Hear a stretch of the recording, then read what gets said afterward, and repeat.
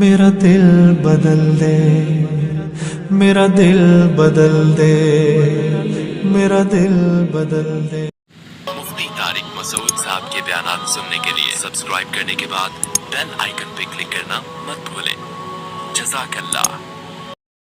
رمضان میں تہجد کا کیا حکم ہے؟ رمضان میں تہجد کا کیا حکم ہے؟ جبکہ وطر امام کے ساتھ ادا کر لیتے ہیں تو کیا وطر کے بعد بھی تہجد پڑھ سکتے ہیں؟ کیونکہ سنا ہے کہ وطر کو آخری نماز بنانا چاہیے۔ شعیب صاحب کشمیر سے، بالکل صحیح سنا آپ نے۔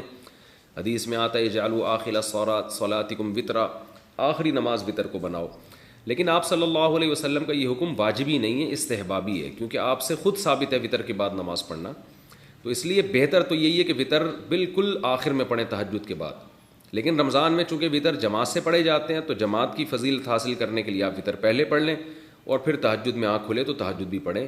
اس لیے تہجد نہ چھوڑیں کہ میں وطر پہلے پڑھ چکا ہوں، تو تہجد الگ سے پڑھ لیں پھر بعد میں۔ مزدور روزہ کیسے رکھے؟ کیا مزدور کے لیے روزہ معاف ہے جو بہت زیادہ کٹھن کام کرتا ہو؟ اگر ان کو روزہ رکھنا ضروری ہے تو رمضان میں پیسوں کا کہاں سے انتظام ہوگا؟ محمد تسلیم اختر صاحب انڈیا سے پوچھتے ہیں۔ بڑا اچھا سوال ہے جی۔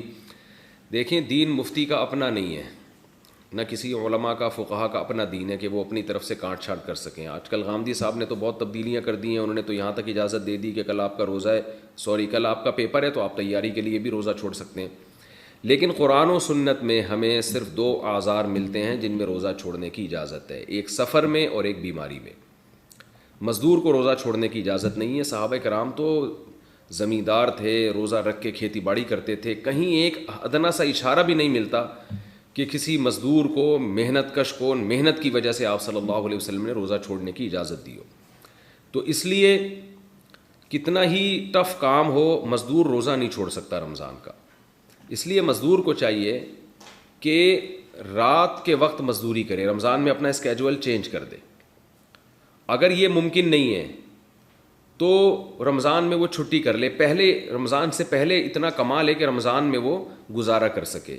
یہ بھی اگر ممکن نہیں ہے تو پھر مزدور کیا کرے گا کہ بھئی وہ صبح روزہ رکھ کے مزدوری کرے گا، اور حتی الامکان وہ بھوک اور پیاس کو برداشت کرے، اور جب ناقابل برداشت حالت ہو جائے، اس کو یہ خطرہ ہو کہ میں نے اگر روزہ نہیں توڑا تو مجھے کوئی بیماری لگ جائے گی، یا میں بے ہوش ہو جاؤں گا، یا خدا نخواستہ مر جاؤں گا، تو ایسی کنڈیشن میں ہر شخص کے لیے روزہ توڑنا جائز ہے۔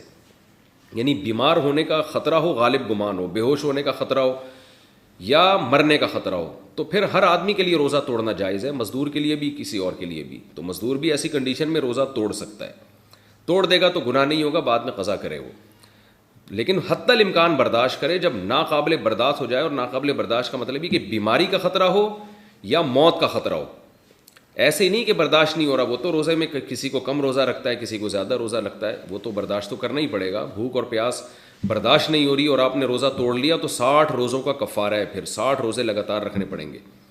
لیکن اگر اتنا ناقابل برداشت ہو گیا کہ آپ کو ڈر ہے کہ بھئی نہیں توڑا تو میں بے ہوش ہو جاؤں گا، یا کوئی بیماری ہو جائے گی مجھے، یا جیسے شوگر کے مریضوں کو شوگر لیول لو ہوتا ہے، ان کو تو موت کا خطرہ ہوتا ہے، یا یہ کہ میں مر جاؤں گا، یعنی موت کا خطرہ ہے، تو ایسی کنڈیشن میں پھر اس کے لیے روزہ توڑنا جائز ہے۔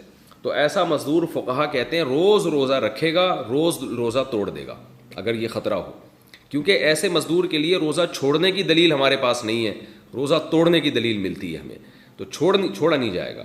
تو اس لیے مزدوروں کو چاہیے کہ رات کو مزدوری کریں، اور اگر یہ ممکن نہیں ہے تو رمضان سے پہلے اتنا کما لیں کہ رمضان میں ان کے لیے گزارا آسان ہو بغیر مزدوری کے۔ اور اگر یہ بھی ممکن نہیں ہے، ظاہر ہے ہر ایک کے لیے ممکن نہیں ہوتا، بعض لوگ بیچارے روزانہ دہاڑی پر ہوتے ہیں، اتنے غریب ہوتے ہیں کہ ان کو کسی دن مزدوری نہ کریں تو وہ ان کی آمدنی بیچاروں کی ختم ہو جائے، تو عام لوگوں کو بھی خیال کرنا چاہیے ایسے مزدوروں کا۔ لیکن پھر بھی اگر کوئی انتظام نہیں ہوتا تو پھر مزدور پر لازم ہے کہ وہ روزہ رکھے۔ میرے پاس لوگوں کی کالز آتی ہیں، میرے پاس کیا سارے علماء کے پاس آتی ہیں کالز، کہ وہاں گرمی ہے، تھر کے ریگستان میں ہم محنت کر رہے ہیں، اور بعض لوگ کہتے ہیں کہ ہم جناب ادھر دبئی میں ریگستانوں میں پروجیکٹ پہ کام کر رہے ہیں، ہم کیسے روزہ رکھیں؟ تو بھئی روزہ رکھنا پڑے گا، کیونکہ اللہ کا حکم ہے فمن شہید منکم الشہر فلیصم، جو بھی رمضان کا مہینہ پائے گا اسے چاہیے کہ وہ روزہ رکھے، اور اللہ کا آرڈر ہے یہ۔ اور اس آرڈر سے اللہ نے صرف آگے 2 لوگوں کو مستثنی کیا ہے، ایک بیمار کو اور ایک مسافر کو. تو مزدور بھی داخل، جن کا کل پیپر ہے وہ بھی داخل، پوری امت مسلمہ کو رمضان کا روزہ رکھنا پڑے گا، اور ناقابل برداشت ہو جائے تو اس کا میں نے حکم آپ کو بتا دیا ہے.